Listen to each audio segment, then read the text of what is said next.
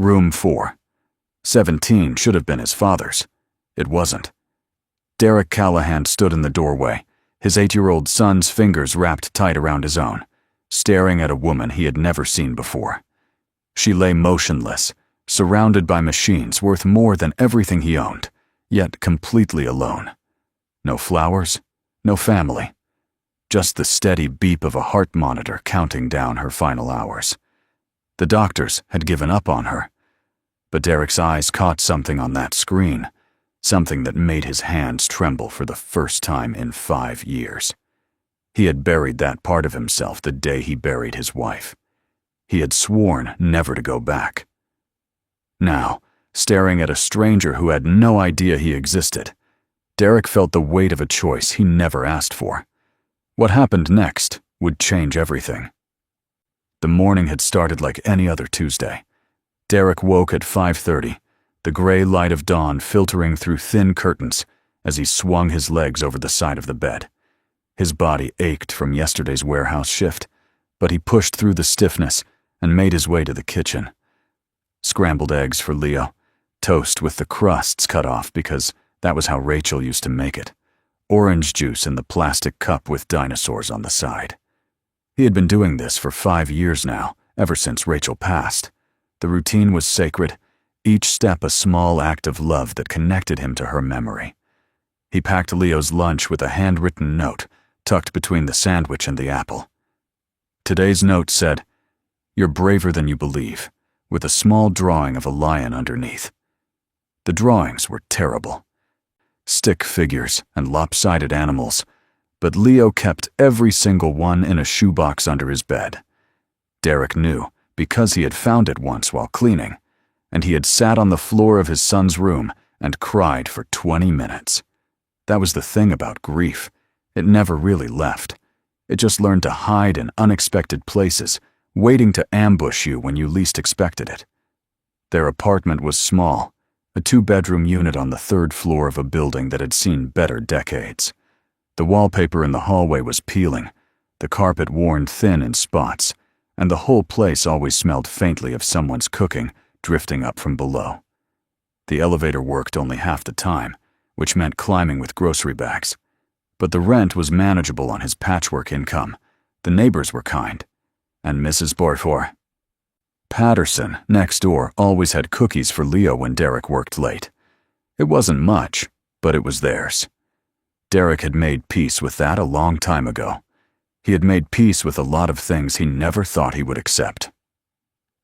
Leo sat at the kitchen table, swinging his legs as he ate, his backpack already packed and waiting by the door. He had Rachel's eyes, that same shade of warm brown that seemed to hold light even in dim rooms. The same curve to his smile, the same way his nose crinkled when he laughed. Sometimes it hurt to look at him. Sometimes Derek would catch a glimpse of his son from a certain angle and feel his heart crack open all over again. But most times, Leo was the only thing that kept him going. The boy was 8 now, old enough to understand that their life was different from his friends' lives. Young enough to still believe that his father could fix anything. Derek hoped he never lost that faith. Derek worked 3 jobs to make ends meet. Mornings at the warehouse loading trucks before the sun came up, his muscles burning as he lifted boxes onto pallets in the cold darkness. Afternoons delivering packages across the city in a borrowed van, learning every shortcut and back road. Weekends cleaning offices downtown, pushing a mop through empty hallways while everyone else slept. It wasn't glamorous work, not even close to what he used to do, but it was honest, and it paid the bills. More importantly, the schedule gave him flexibility. He could drop Leo off at school, pick him up in the afternoon, help with homework before his evening shifts. Time with his son was worth more than any salary, more than any prestigious title. That was a lesson he had learned too late with Rachel. He wouldn't make the same mistake twice. The call had come the night before, around 9 when Derek was folding laundry, while Leo did his reading assignment on the couch. His mother's voice was thin and shaky on the other end. Harold, his father, had suffered a mild stroke while watching television. 1 minute he was laughing at a game show, the next he couldn't move his right arm. The ambulance had come quickly, and the doctors said it wasn't serious, that he would recover fully with rest and medication. But Derek had heard the tremor in his mother's voice, the fear she was trying to hide, and he knew he needed to be there. So he had called his supervisor, arranged to take the day off, and promised Leo they would visit Grandpa together. The boy had been quiet on the drive over, clutching a get-well card he had made with crayons and glitter. The words, "Feel better, Grandpa," were written across the front in careful, uneven letters, with a drawing of a rainbow that Leo had explained was for good luck.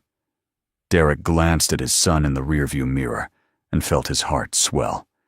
Despite everything, despite the small apartment and the long hours and the absence that could never be filled, Leo was growing up kind.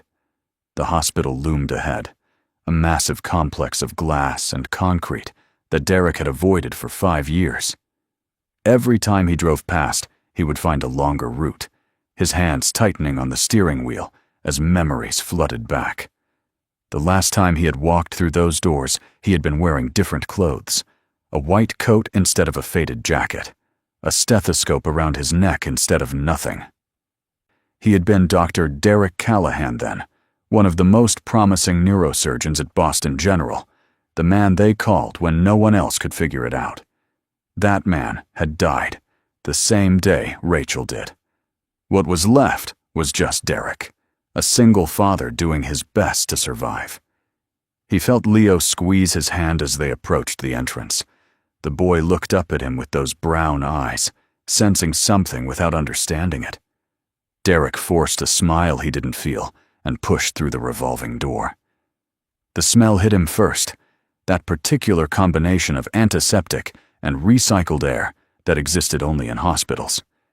It crawled into his nose and triggered a cascade of memories he had spent 5 years trying to bury. Rachel in the bed, so small against the white sheets, the rhythmic beeping of machines, the hushed voices of nurses, the way the doctors couldn't meet his eyes. She was dying, and there was nothing anyone could do. Not even him. Especially not him. They made their way to the elevator, Leo pressing the button for the 4th floor. The doors closed, and the small space filled with that same smell, stronger now. Derek closed his eyes and breathed through his mouth, counting the seconds until the doors opened again. When they did, he stepped out into a long corridor of numbered doors and fluorescent lights. Leo needed to use the restroom. Derek walked him to the end of the hall, waited outside the door, then started back toward the room. But somewhere in the maze of identical corridors, Derek made a wrong turn. The numbers didn't match what he was looking for, but he saw 417 ahead and pushed the door open without knocking, expecting to see his father propped up against pillows. Instead, he saw something else entirely. The woman in the bed couldn't have been more than 60, though illness had aged her. Her silver hair was spread across the pillow like spilled moonlight, and her hands lay still at her sides, thin and pale. The machines surrounding her blinked and beeped with quiet urgency, a chorus of technology keeping her alive, but not living. The room was large, far larger than any standard hospital room Derek had ever seen, with a window that overlooked the city skyline and furniture that looked more like it belonged in a luxury hotel. But what struck Derek most was the emptiness. No cards on the nightstand, no flowers and vases, no family members keeping vigil, no evidence that anyone in the world cared whether this woman lived or died. Derek felt Leo tug at his hand. Wrong room. He should turn around, find his father's actual room. But something held him there, rooted to the spot. It was the rhythm of the heart monitor, the pattern of the lines on the screen, the way the woman's left hand twitched slightly against the sheets, a movement so small anyone else would dismiss it. But Derek's eyes had been trained to see what others missed. His gaze moved to the medical chart at the foot of the bed, and he read without meaning to. 5 years since he had looked at a chart like this, really looked at one with the analytical mind of a physician seeking answers. 5 years since he had been Dr. Derek Callahan, the neurosurgeon who had published papers in prestigious journals and lectured at conferences. 5 years since he had stood in operating rooms for 12 hours at a stretch, his hands steady as he navigated the delicate geography of the human brain. 5 years since Rachel had been diagnosed, since he had watched her deteriorate despite every treatment, since he had convinced himself that he could save her.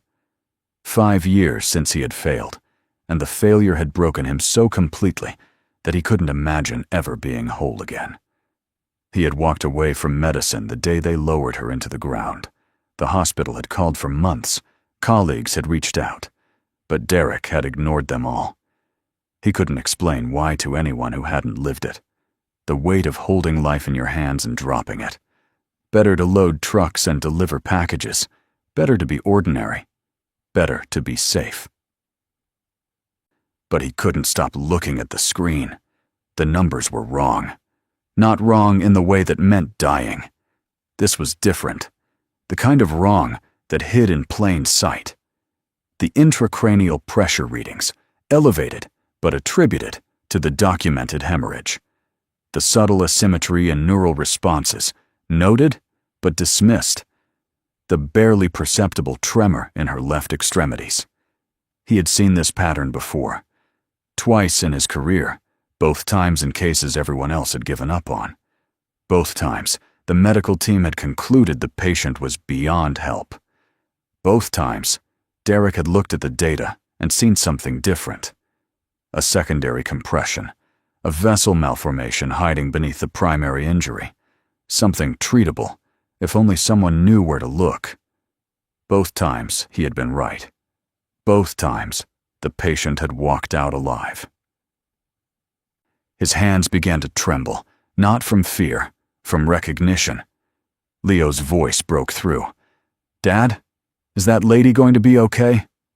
Derek looked at his son, at those brown eyes so full of innocent concern for a stranger, and felt something crack open inside his chest.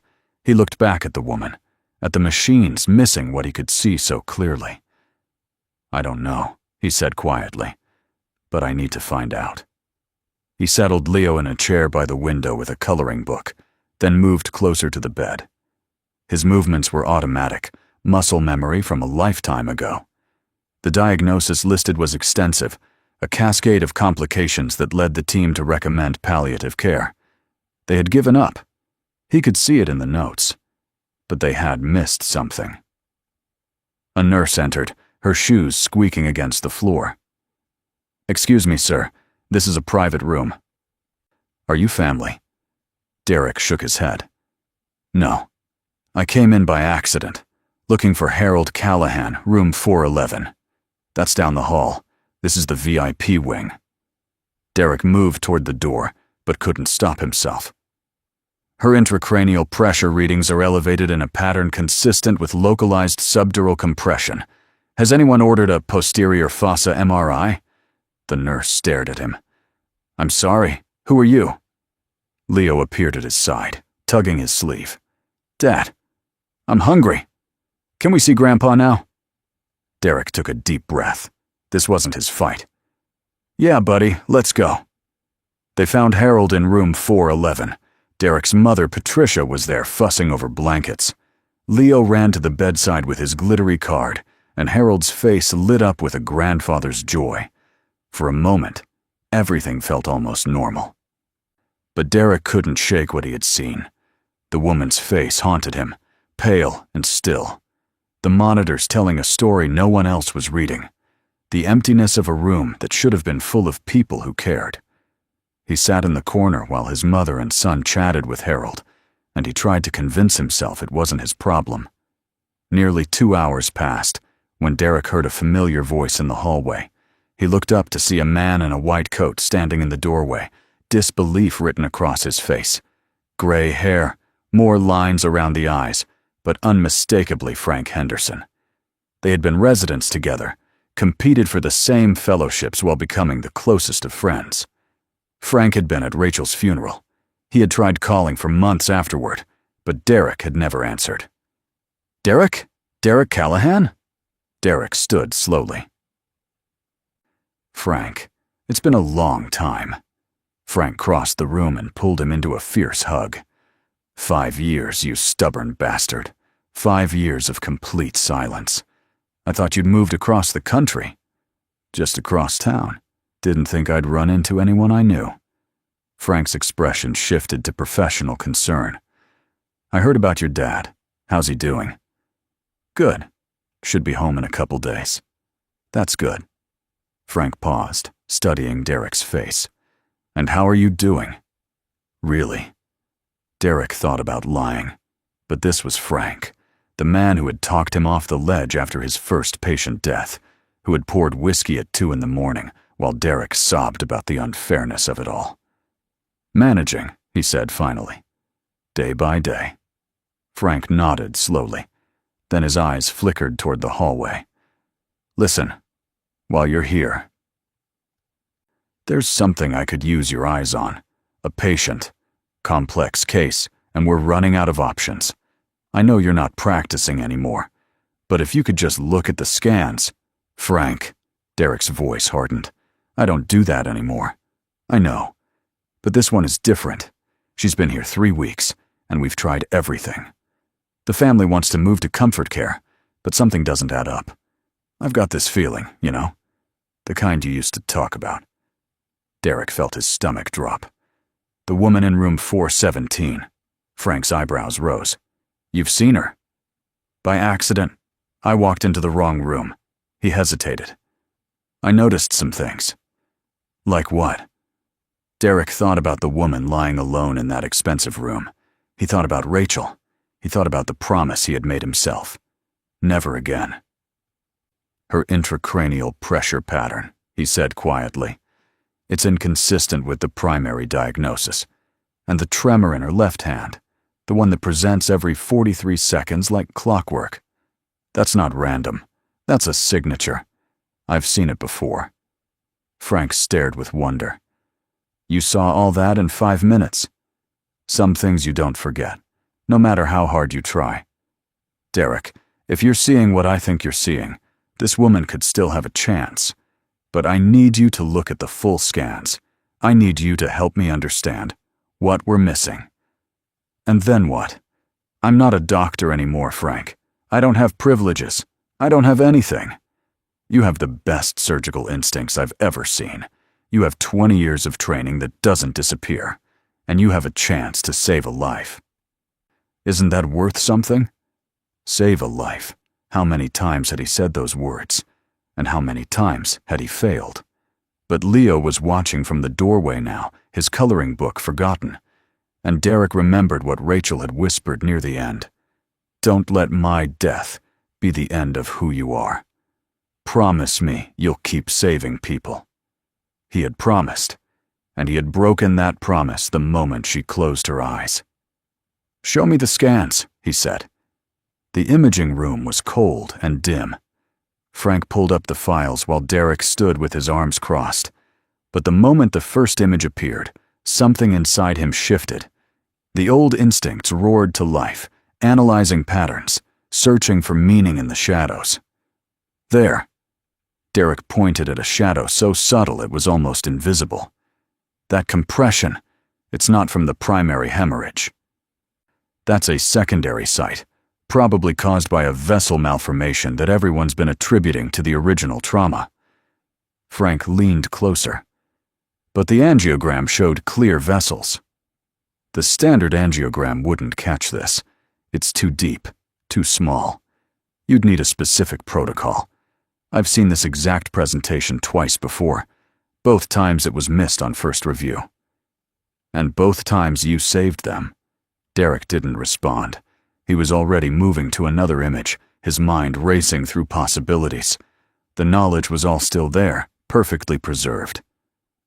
This is operable, he said finally. Difficult, but operable. If you go in through the posterior approach with microsurgical decompression, you could potentially restore function. Derek, you're the only surgeon I know who's done this procedure successfully. The success rate is almost 0 for anyone who doesn't know exactly what to look for. Then find someone who knows. I'm looking at him. The words hung in the air. Derek shook his head. I can't, Frank. I haven't held a scalpel in 5 years. I know you're scared. I know what happened with Rachel broke something in you. But this woman is going to die if we don't act. Her family has already signed the papers. We have maybe 48 hours. Then talk to her family. Frank's expression darkened. Her nephew, the one managing her care, has been pushing for comfort care since day one. Vivian Ashford is worth about $3 billion. Her nephew Raymond inherits everything when she dies. Derek felt sick. You think he wants her to die? I think he's not asking questions. That tells me everything. The door swung open and a man walked in without knocking. Tall, polished, expensive suit. His eyes swept the room and landed on Derek with suspicion. Dr. Henderson, who is this person? Mr. Ashford, a colleague of mine, a consulting specialist. Raymond Ashford's gaze hardened. I wasn't informed of any consultation. My aunt's treatment has been established. We've made our decision as a family. Derek spoke before he could stop himself. The kindest thing would be to give her a chance to live. Raymond turned slowly. And who exactly are you? You're not on my aunt's medical team. You have no standing here. I'm someone who can see what's wrong with her, someone who knows how to fix it. Is that so? Raymond's voice dripped with contempt. All I see is a stranger interfering with family decisions. Your aunt has a treatable condition. If she receives surgery within 48 hours, she could recover. But you already know that, don't you? The room went cold. Raymond's face went very still. I don't know what you're implying. I have lawyers who would be interested in a defamation case. Frank stepped between them. Mr. Ashford, I'm asking you to consider a second opinion. If we're wrong, nothing changes. Raymond's jaw tightened. My aunt has suffered enough. She deserves peace. He turned and walked out, the door slamming behind him. Frank exhaled. That went well. Derek grabbed his jacket. I told you this wasn't my fight. Now I've made it worse. Maybe. Or maybe he just tipped his hand. If he really cared, he'd want to explore every option. He's not asking questions, Derek. He's shutting them down. Even if you prove there's something to operate on, who's going to do it? Frank looked at him steadily. You know who. I'm not a surgeon anymore. You never stopped being a surgeon. You just stopped practicing. There's a difference. That night, after putting Leo to bed, Derek sat in the dark of their small living room and stared at his hands. These hands had saved hundreds of lives. These hands had held his dying wife as she took her last breath. These hands had been steady and sure through countless surgeries, never trembling, never hesitating, until the day they weren't enough. Until the day all his skill and training and experience meant nothing against the tumor that was killing the woman he loved. He remembered the surgery. Rachel had insisted that he be the one to operate. No one else, she had said. Only you. He had tried to refuse, told her it was against protocol, that he was too emotionally involved. But she had looked at him with those eyes, the same eyes that Leo had inherited, and she had said the words that still haunted him. I trust you more than anyone in the world. If I'm going to die on that table, I want your hands to be the last ones that touch me. So he had done it. He had opened her skull and navigated the familiar landscape of the human brain, searching for a way to remove the tumor without destroying what made her Rachel. He had worked for 9 hours, refusing breaks, refusing to let anyone else take over. And in the end, despite everything, despite his desperate prayers and his steady hands and his years of training, the tumor had won. She had never woken up from the anesthesia. He thought about Frank's words, about Rachel's words. Don't let my death be the end of who you are. He had promised. And he had broken that promise the moment she closed her eyes for the last time. He had walked out of that operating room and never looked back, convinced that his hands had failed the only person who truly mattered. But now, sitting in the darkness with the memory of Vivian Ashford's monitors flashing behind his eyes, he wondered if Rachel would be disappointed in what he had become. A man who ran away instead of fighting. A man who let fear win. Leo's bedroom door creaked open, and small footsteps padded across the floor. The boy appeared in the doorway, rubbing his eyes. "Dad? Why are you sitting in the dark?" Derek quickly wiped his face and forced a smile. "Just thinking." "Buddy, did I wake you?" Leo shook his head and climbed onto the couch beside his father, curling into his side like he used to do when he was smaller. For a few minutes, they sat in silence together. "Dad?" Leo's voice was sleepy. "That lady in the hospital today, the one who was alone. Is anyone going to help her?" Derek felt his throat tighten. "I don't know, buddy. You should help her. You used to help people, right? Mom told me. She said you were the best doctor in the whole world." Rachel had told him that. In the months before she got sick, when Leo was just 3 years old, she had already been filling his head with stories about his father, building him up into a hero that Derek had never felt he deserved to be. "That was a long time ago," Derek said quietly. Leo was quiet for a moment, then said something that cut straight through to Derek's heart. "Mom said you never give up on people. She said that's why she loved you." Derek pulled his son closer and pressed a kiss to the top of his head, hiding the tears that were falling now. This child, this beautiful, innocent child, still believed in him, still saw him as the hero his mother had described. And in that moment, Derek realized that giving up wasn't just betraying Rachel's memory, it was betraying Leo's faith. "Go back to bed, buddy," he whispered. "Everything's going to be okay." After Leo shuffled back to his room, Derek sat in the darkness for a long time. When morning came, he had made his decision. The next morning, Derek returned to the hospital. Frank was hunched over a computer, dark circles under his eyes. "Her name is Vivian Ashford," Frank said. 62 years old. Built one of the largest pharmaceutical companies in the country. Worth $3 billion. No children, no spouse, no close family, except that charming nephew. And she's been alone this whole time? The nurses say no one visits.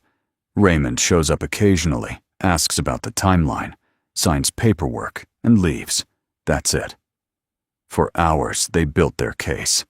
Derek reviewed every scan, documented the anomalies, prepared a presentation that would be impossible for the ethics board to ignore. The ethics board convened in a conference room. Raymond was there, flanked by 2 lawyers, his expression radiating disdain. Frank presented the case, showing the scans, explaining the missed diagnosis. When he finished, Raymond's lawyer spoke. "This is speculation.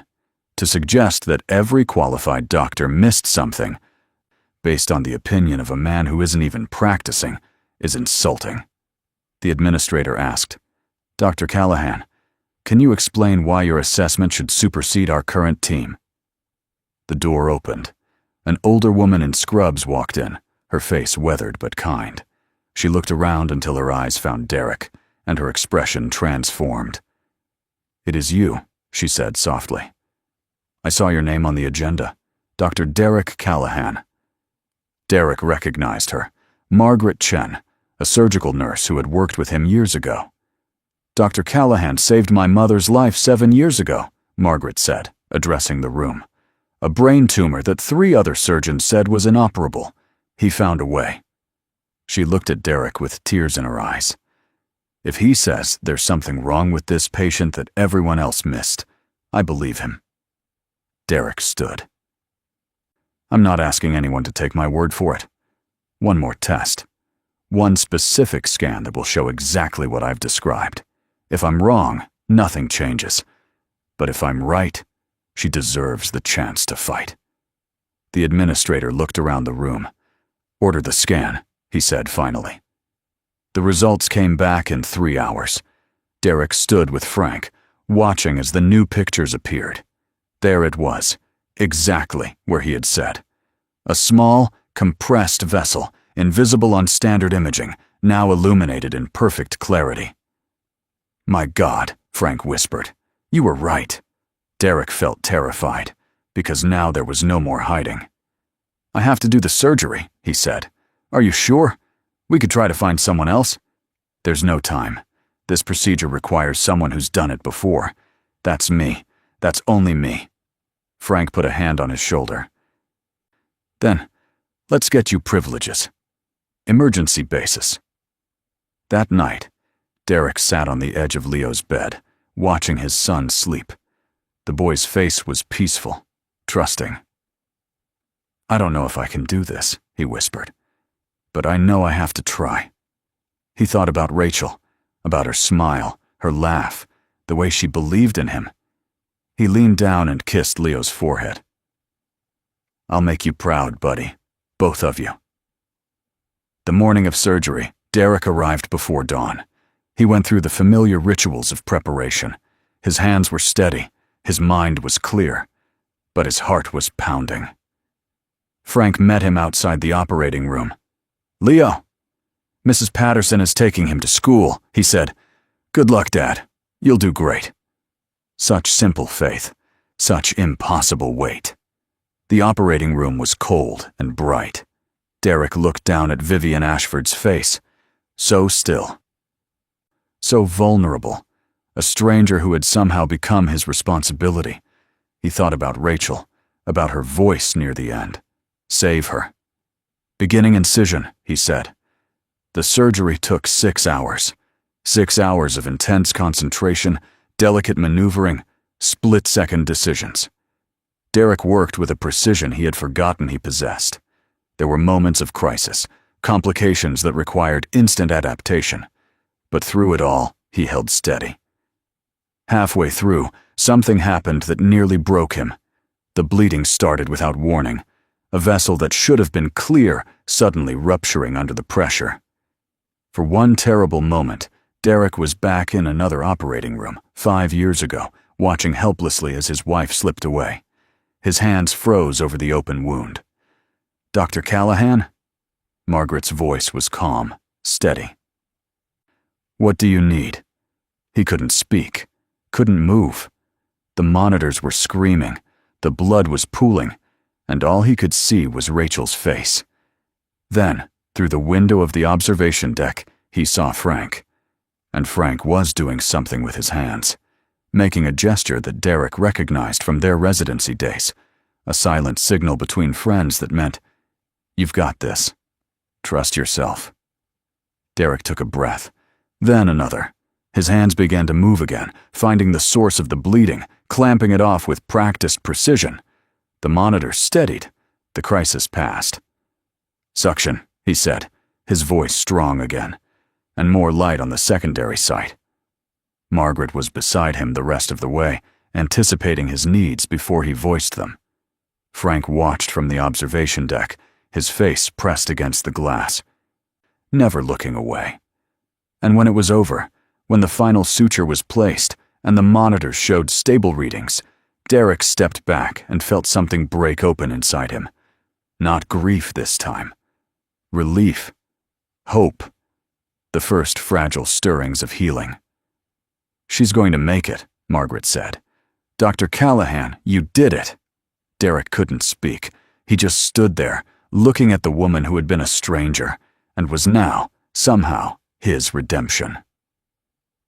3 days later, Vivian Ashford opened her eyes. Derek was there, sitting in the chair by her window. Her eyes fluttered, then opened, and she turned her head slowly to look at him. "Who are you?" "Derek Callahan. I was your surgeon." She looked at him for a long moment. "I was dying, wasn't I?" "Yes. And you saved me." "Why?" Derek thought about all the reasons. In the end, he could only tell her the truth. "Because someone once told me not to stop saving people, and I finally listened." Vivian was quiet. Then she said, "Everyone thought I was going to die. My nephew. The doctors. Your nephew wanted you to die. She didn't look surprised, just sad. I know. I've known for a long time what Raymond really wanted. I just didn't care enough to stop him. She turned to look at the empty room. I spent my whole life building an empire. By the end, I had everything except anyone who gave a damn. I know something about that, Derek said. About letting work consume everything else. I was a surgeon. I worked so much that I missed half of my wife's life. By the time I realized what mattered, it was too late. She got sick. A brain tumor. I tried to save her. But I couldn't. And you stopped. I stopped everything. Walked away from medicine, from my career, from everything except my son. But you came back. For me. I came back because I finally understood something. You can't run from who you are. You can only choose what to do with it. Over the following weeks, Vivian's recovery progressed steadily. Derek visited every day. At first professionally, then something else began to develop. Conversations that lasted hours. Shared meals in her room. Stories exchanged about lives that had taken such different paths to arrive at the same moment. He brought Leo to meet her one afternoon. The boy was shy at first, hiding behind his father's leg. But Vivian had a way with children that surprised everyone. Within an hour, Leo was showing her his coloring book, explaining each picture with serious intensity. Derek watched them together and felt something warm bloom in his chest. Your son is wonderful, Vivian said later after Leo had fallen asleep in the chair. You've done an amazing job. He's the best thing I ever did, the only thing that got me through the last 5 years. Vivian reached out and took his hand. Maybe Rachel can see who he's becoming. The gesture was simple, but it meant everything. 3 months after the surgery, Derek received his medical license reinstatement. The hospital offered him a position in the neurosurgery department. It wasn't the prestigious career he had once had, but it was a beginning. A second chance. Vivian left the hospital on a bright spring morning, walking out the front doors on her own 2 feet. Derek was there with Leo to see her off. Thank you, she said, and the words held more weight than 2 syllables should carry. 8 months later, they stood in a garden behind a small church. The guest list was short, Frank and Margaret and a handful of others who had become like family. Leo stood beside his father in a tiny suit, holding the rings with the solemnity of a sacred duty. Derek looked at Vivian, radiant in a simple white dress, and remembered the first time he had seen her, pale and dying, alone in a hospital room. Now she was alive, vibrant, happy in a way he suspected she had never been before. I walked into the wrong room, he said softly. No, she replied, her eyes shining. You walked into exactly the right one. Leo cheered when they kissed. Afterward, there was cake and laughter, and a future that neither of them had expected, but both of them needed. Vivian sold her company and founded a charity to support single parents struggling to balance work and family. She called it the Rachel Callahan Foundation, and it became her new life's work. Derek continued to practice medicine, but with boundaries he had never set before. He was home for dinner every night. He attended every school play, every soccer game, every parent-teacher conference. He had learned what Rachel had tried to teach him all those years ago. Success meant nothing if you had no one to share it with. And Leo, the boy who had asked a simple question in a hospital room, the boy whose trust had given his father the courage to try again, grew up knowing that he was loved. He kept his shoebox of notes under his bed, adding new ones from both his father and his new mother. Years later, he would become a doctor himself. Inspired by a story of second chances. In the end, the story wasn't about a single dad, or a dying billionaire, or a surgery that defied the odds. It was about the moment when a man stood in a doorway, his son's hand in his, looking at a stranger who needed help. It was about the choice he made, and the choice she made. It was about learning that sometimes getting lost is the only way to find your way home. And it was about the truth Rachel had whispered in her final days, the truth Derek had finally learned to believe. It's never too late to start again. It's never too late to save a life. And sometimes, in saving someone else, you find a way to save yourself.